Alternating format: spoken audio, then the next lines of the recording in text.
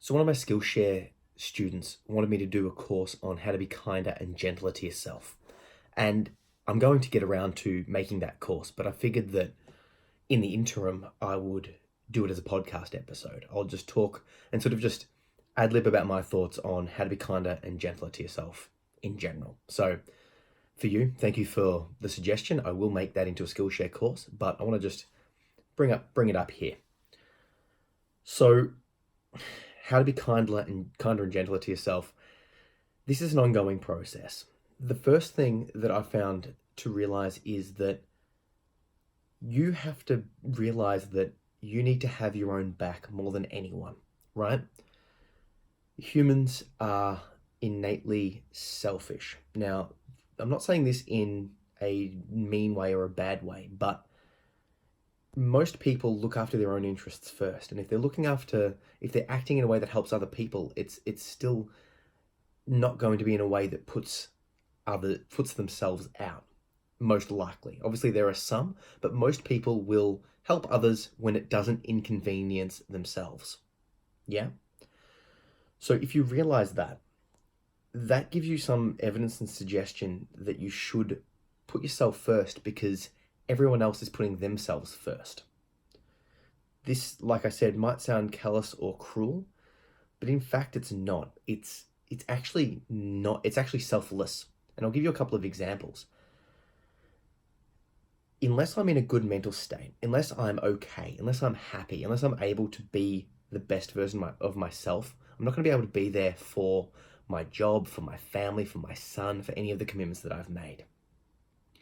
Unless I put myself first, unless I work on me, I won't be there to the best of my ability for other people.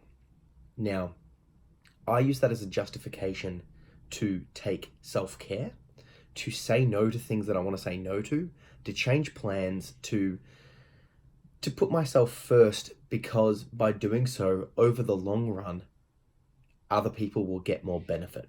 Now, this podcast is a specific example of that. If I didn't put myself first with my morning routine, with my self-care, with all of the stuff I do, I wouldn't be able to put the content out there to help all of the people that are listening. Only by guaranteeing my mental state can I continue to work doing this online work and doing the work that I do with disability support, my teaching, and everything else that I'm doing. That enables me to provide the resources to keep my family alive, and also keeps my mental state in line so that I can spend the time with my son, with my partner, with my family, with my friends, all of that sort of stuff without, compromising it.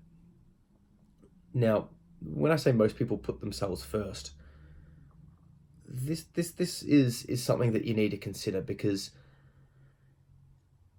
when you struggle with mental illness or certain aspects of your life with pasts that could be traumatic or neglectful or all of that sort of stuff, it's easy to develop the mentality that you don't matter, that you're not important, that all of that sort of stuff, right? The fact is that you are the most important. You're looking out of your eyes with your body, just like everyone else is. So there's this inherent self-bias that people have. And I've learned that when I was growing up, I remember distinctly thinking to myself, okay, the best way to be a good partner, the best way to be a good friend, a good worker, is to just do everything the other person wants, to put myself out there completely, to be with, just to sort of be the doormat, for lack of a better expression. Not only is this not helpful, it's not long-term sustainable, and it's not even what people necessarily want. Yes, some people will want you to be a doormat, and those people you should kick out of your life, to be honest. But the majority of people will actually want you to be more. They'll want you to give your own input. They'll want you to put your foot down, to let them know when they're crossing the line. So, like, with people in my life, I'm honest with them, and I will say, hey, let me know. Be as open and honest with me as you can be, because I will be that way with you. And if I'm overstepping the line, tell me, because I will tell you, because I'm going to protect my mental state. I'm going to make sure that I'm okay. And that sort of leads on to the next thing, this being as open and honest with other people guarantees that you're not playing games, you're not doing any of that sort of stuff. And fostering that sort of relationship lets you know that other people will be having a similar relationship with you and you don't have to play those guessing games. So, how else can you get to just appreciate yourself, to love yourself, to be kind to yourself? Similar concept to the previous one. It's looking at what you would do for a pet and applying it to yourself. So this one's a little bit different. What would you, if you have a pet, a cat, a dog, whatever, and they started vomiting and they got sick, you're going to take them straight to the doctors, to the vet, right? Same thing if you have a kid. Same thing if your partner's sick, right?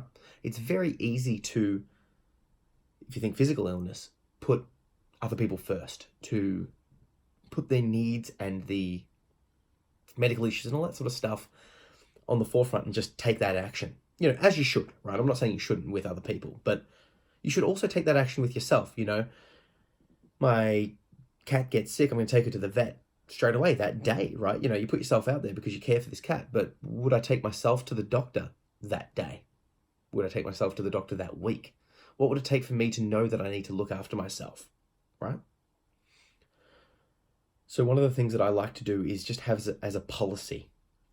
I'll put myself first to make sure that I'm in the best mental state, and I will treat myself how I would treat my pet. And that guarantees that I'm putting myself in a place to guarantee that sort of stuff. And this is so I can be, like I said, a better person for the people around me that I care about. How else can you be kind on yourself? The next part is actually getting to know you as a person. Who are you? Do you know who you are? Do you have a solid sense of self? What do you like? What do you dislike? Once again, I've come from a place of dissociativeness, from sort of blocking off trauma caused me to block off myself. And then I'm like, well, I don't even really know who I am. So I'm in this constant process of finding myself. And there's a lot of different ways that I would suggest to do this. And yeah, the primary one that I suggest all the time, it's the cornerstone of my mental health, is meditation. If you're not meditating already, please, please, please get into it. I'll chuck you a link down below to my Skillshare course on meditation. And if you haven't done that already, check it out, because meditation causes you to have deep levels of introspection and gets you to know yourself. How? Well, the basic way to meditate, one of the ways to meditate, is to draw your attention to the breath. You get distracted, you draw it back. You get distracted, you draw it back. You start thinking about things, you draw it back. You get emotional, thoughts pop up, whatever, you draw the attention back. What this does is it helps you put you into the moment. It puts you into the present moment and focuses you on one stimulus. In this case, it's the breath, but it could be anything. It could be sounds, it could be a candle, it could be a mantra, it doesn't matter. You're drawing it back to the meditation object. Over time, this helps you to calm down. It cuts down your anxiety, and it helps you to cut down, the ruminations of the past and just be in the moment. Once you get to that state of just calm presentness, you start to see who you are, and you start to see your thoughts from a slightly detached perspective. I distinctly remember this happens quite often now. A challenging thought comes across. They still come. You're not stopping the thoughts, just to clarify that. But a thought will come across, and because I've got this meditation practice, I can see them coming. I'm no expert at this by all means. I still sometimes get trapped by these thoughts, of course. But there is a level of detachment that I can bring to it, where a thought comes and it's like I'm separate from it. I'm over here and my thoughts are over there, and I can see them.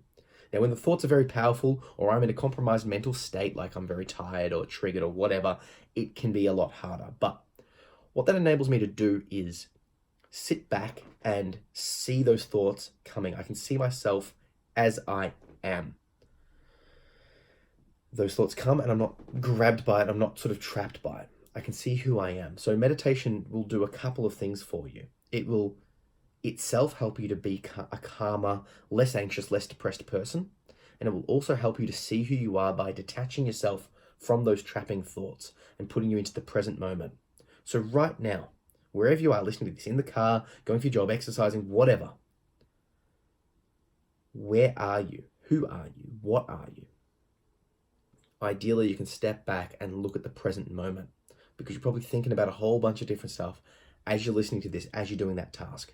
Meditation helps you to be able to be just here. Being here enables you to accept the present moment and accept yourself. That self-acceptance is key to self-acceptance, to loving yourself, all of that sort of stuff. So meditate. Like I said, check out that link. It will surely help you. I talk about it all the time, so you can check back on the podcasts. Meditate. The second one I would suggest would be to start working on self-improvement. When I first started exercising, I could run basically a kilometer and I could do 3 push-ups. That's it. Now I train 2 times per day, every day, and I'm able to just go for hours on end. Those gains, that positive feeling, the physical fitness, the muscle gains, the strength gains, the look gains, all of that sort of stuff makes me feel good about myself. That might sound egotistical, it might sound shallow, and it is to a certain extent, but there's something to be said about that. Unless you become an enlightened being or you just stop caring about other people, unless you're one of those few people that sort of manage to get to that state, you do care, and you care about yourself and all of that sort of stuff. So I strongly suggest you work on self-improvement. Small steps daily. I would suggest the meditation, self-improvement. I would suggest exercise as a core one, because not only will it make you feel better physically, every time you exercise, the good chemicals in your brain kick off and all of that sort of stuff, and it just makes you feel good. But when you start noticing those gains, you just feel good about yourself, because you're like, far out, I'm losing weight. I'm losing, dress sizes. I'm able to lift more. I'm able to run longer. I'm not feeling as tired. I feel energetic. You start noticing those gains. Now, obviously apply this beyond just the physical sense of exercise. Self-improvement in every aspect. So if you find that you're struggling with certain technical knowledge, do a course. Like we're talking about Skillshare, the meditation course. Learn, right? If you want to learn a topic, if there's an interest in you, do it, right? So for me personally, I'm doing courses on how to write because I want to be a writer, yeah? I want to write more. I want to write more fiction. And obviously I've written a bunch of books and all of that sort of stuff, but I want to get better. I want to get self-improvement. The more I study it, the better I get. And obviously that's why you're listening to this podcast. That's why you were watching the Skillshare courses. Keep watching them all, but just that's a part of it too. So it's self-acceptance, working out who you are, but also self-improvement. There is something to be said about working on yourself for gains. It's like there's this sort of misnomer that you just have to accept who you are right now. And whilst, yes, that's true, self-acceptance is key. Accepting where you are, you still can and you should make an attempt daily to work on self-improvement. Meditation, exercise, and study. Now, by study, like I said, the Skillshare courses, the podcasts, talking to people, going to classes. There are so many different avenues, and obviously you'll learn differently to how I learn. I primarily learn through podcasts, through audiobooks, through Skillshare courses, and through physical reading. Now, physical reading is in my mind, I love it, but it's just hard to find the time. Same with the Skillshare courses. I do dedicate the time to that because there's specific things I want to learn. But the audio books and, like I said, the podcast that you're listening to now, that for me is the key because I can do it while I'm exercising. So you can actually chip off 2 birds with 1 stone here. You can actually go, okay, I'm going to exercise for a little bit whilst I'm listening to a podcast. In terms of who or what to listen to, if you want I've got a wide collection of resources and books that I've read. If you look, for the podcast listeners, I am videoing my podcasts now. So for the people watching on the video, you can see a bunch of books behind me. I've listened to a bunch. What I'm getting at is if you want specific recommendations on certain topics, I've read quite widely. So I might be able to point you in the direction of a couple of resources to get you started down a particular path. I like that eclectic knowledge and then going deep into a few things. I go deep into my martial arts, I go deep into meditation, I go deep into self-improvement. I'm now going deep into writing. But I've got this sort of solid base of a lot of different stuff. It's actually kind of ridiculous. So, self-improvement down those paths. I would also strongly suggest that you work on your inner voice, your inner dialogue. What are you saying to yourself? Now,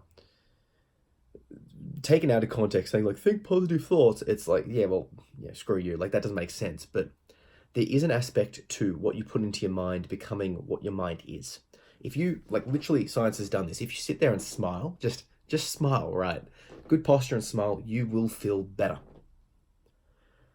Listening to positive words does have an impact on mental state. So, and like this has been proven with studies. So why I'm saying this is you can develop certain words or mannerisms or styles or things that you can say to yourself daily over and over again that will eventually sink in. Some people use music. I remember once again when I was in a bad mental state, the music I listened to was very dark and depressing and sort of reinforcing of that mental state. Now, at the time I was dissociated, so actually by listening to that music, I was checking into myself and it sort of helped. However, if you are in a sort of a present mental state, choose music, choose resources, choose podcasts, choose people that will add to that will give you a positive gain. So one of the things I like to do for myself is to say like a positive mantra to myself. Now there's more to it, but it starts with these 3 sentences. I am happy, I am healthy, I am successful. I am happy, I'm healthy, I'm successful. I'm happy, I'm healthy, I'm successful. Say it to yourself over and over and over again. Now, and you can add whatever you like to this. I'm strong. I am present. I'm calm. Whatever you like. It doesn't matter. Now, I've got my own things that I'm wanting to work on, that I'm wanting to enforce. But the idea is that I say that to myself over and over and over and over and over again. And eventually it sticks, because those negative thoughts come in, but then there's these positive thoughts coming in, and the other side going, well, but I'm happy. It's not the only thing I do. Obviously, if it was the only thing I do, it wouldn't work, but it just adds to that gain. Start that positive chain. It will feel a bit stupid. It will feel a bit contrived and forced and all of that sort of stuff starting off. That's fine. That's to be expected. But start repeating that to yourself. I'm happy, I'm healthy, I'm successful, or any of those sort of things that you like. There's a type of meditation that works on this. It's called meta meditation. Meta meditation, and I'll probably end up releasing a Skillshare course on this as well. But the idea is that you build up these thoughts of love and feeling for yourself, and then you do it for loved ones, and then you do it for people that you sort of acquaintances with, and then you do it for like people that you're not so comfortable with, and you build it up and up and up until you're eventually encompassing all living beings in the world. Now, if you think about it from a mystical perspective, they're talking about actually sending love.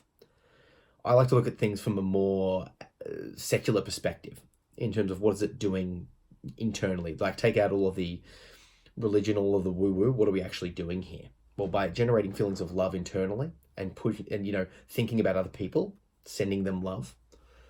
What to me that feels like it's doing is it's softening myself to myself. It's allowing me to let those positive feelings in, allowing me to be open and calmer and more connected, and then having that things for other people.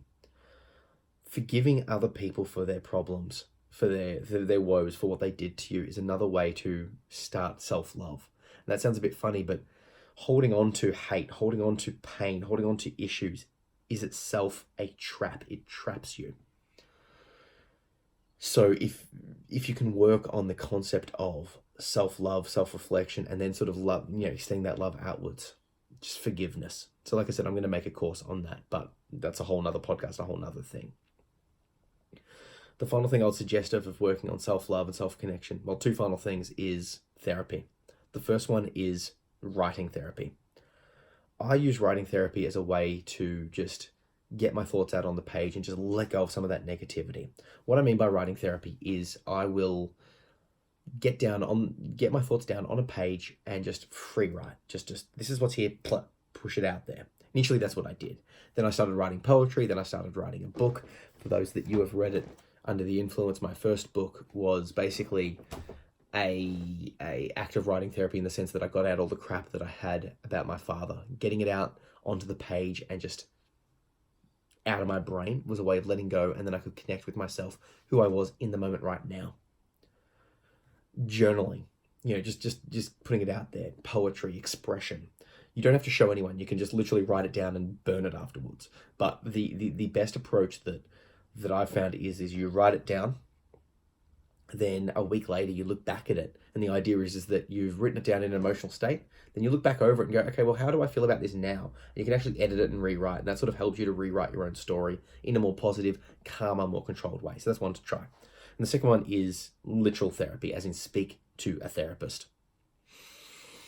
I would suggest that everyone, no matter how good you are, and you've never faced a mental health problem, whatever, speak to a therapist, because it'll help you to clarify your life and get you just more functional, more efficient, just in a better mental state. Strongly suggest that. If you find a therapist that you don't like, get a new one. I'm on my 5th or 6th, I don't even know anymore, but the one I've got is working for me. If it ever stops working for me, I'll address it with her and say, hey, this isn't working right. What's the go? What can we do? And if it still doesn't work, I will leave. Some of the psychologists I've had have been quite unprofessional, left them quicker. There are good ones out there for you. Find one, use their services, and talk to them about this. How can I start appreciating myself? And they'll be like, okay, well, why don't you? And they'll get in depth with your personal life and your own issues. Try it. So what I want to suggest to you, to anyone listening, if you haven't already, check out the Skillshare courses, because there's a few on there that will relate to this. Like I said, the meditation course, I've got 4 meditation courses up now on using meditation to help you with mental health. I've got a few courses I've got a course on confidence, building up your confidence, and I've got a course on establishing a morning routine. Now, all of those courses combined, if you add those together, will definitely help you to start getting your self-appreciation, self-love, self-respect, all of that sort of stuff. And so what I'm going to do, I'll put the link down below to the meditation course specifically, and to just the Skillshare courses in general. But if you click the links down below, either one of them, doesn't matter, you can check it out. That will give you 2 months free access to all of the courses that I do and all the courses that everyone does. And you can check them out. And if you don't like it or whatever, it's 2 months free, and then you can quit before they charge you. So you can actually just watch all my courses for free and then unsign off. You watching it helps me out, in the sense that they give me money for the minutes and the sign-ups, and even if you leave before the 2 months. So help me out, but more importantly, help yourself out, because there's a lot of in-depth stuff, and the people that are seeing those courses are getting a lot of benefits. So check the links down below, and yeah, thanks for listening, guys. Stay tuned. I'll be posting a bunch more. And like I said, a bunch more Skillshare courses will be coming. I will probably do one on the love-based meditation. I'll be doing I've got one coming out very soon, hopefully, on waking up early. Sort of working on a way to get your mornings just more time. What can you do with that more time? You can exercise, you can meditate, you can do some of the things that I talked about in this podcast, right? So get on board, basically, is what I'm saying. It's free, you got free access, so there's no reasons to stop. So check it out. And yeah, if you've got any requests or anything, like I said, connect with me, let me know, because I'm super keen on giving you guys the content and the information that will help you. And talking about it has helped me as well. So let's do this together. Have a good one.